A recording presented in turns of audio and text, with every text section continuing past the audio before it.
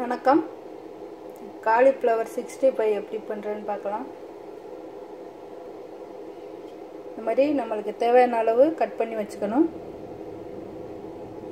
இது ஒரு பாத்திரத்தில் போட்டு ஒரு சுடுதண்ணியில் போட்டு எடுக்கலாம். கொஞ்ச நேரம் மஞ்சள் தூள், உப்பு கொஞ்சம்,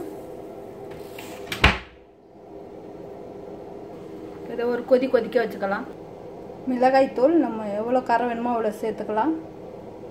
அரிசி மாவு 2 ஸ்பூன், கடலை மாவு ஒரு 3 ஸ்பூன், எலுமிச்சை 1, இஞ்சி பூண்டு நல்லா நைஸாக அரைச்சிக்கணும், கொஞ்சம் சோம்பு, கிராம்பு 2 ஏலக்காய். இதுக்கு மசாலா இப்போ சேர்க்கலாம். மிளகாய் தூள் ஒரு பெரிய பாத்திரம் வச்சுட்டு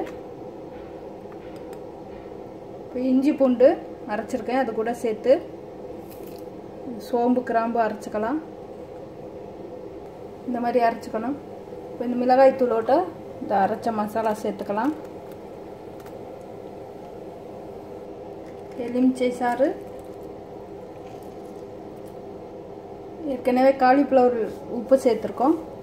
இப்போ இந்த மசாலாவுக்கு தேவையான அளவு உப்பு. இது நல்லா கலக்கி வச்சுக்கலாம். மாவு லாஸ்ட்டாக சேர்த்தா போதும். முன்னாடியே சேர்த்தோன்னா எண்ணெய் இழுக்கும். காலிஃப்ளவர் நல்லா கொதிச்சிடுச்சு. இதை வடிகட்டிக்கலாம். வடிகட்டி ஆற வைக்கணும். காலிஃப்ளவர் கட்டி நல்லா மிக்ஸ் பண்ணி வைக்கலாம்.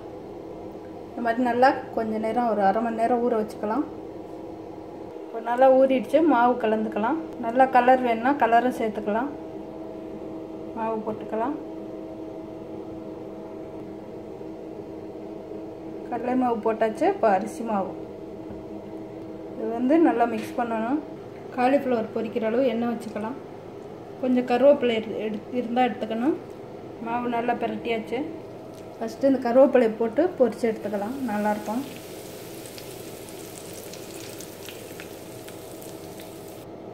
பொரிக்கிறதுக்கு கடலை எண்ணெய் தான் ஊற்றிருக்கேன். கடலை எண்ணெய் தான் ரொம்ப நல்லாயிருக்கும்.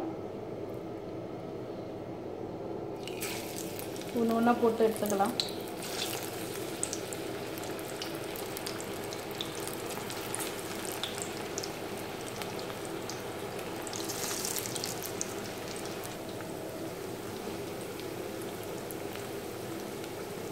இந்த பச்சி மாதிரி போடுறதுனா நல்லா தண்ணியாக கலக்கிக்கணும்.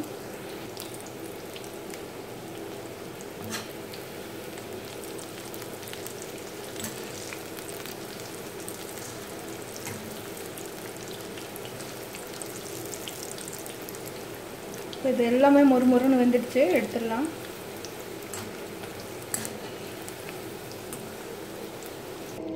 காலிஃப்ளவர் 65 ரெடி ஆயிடுச்சு.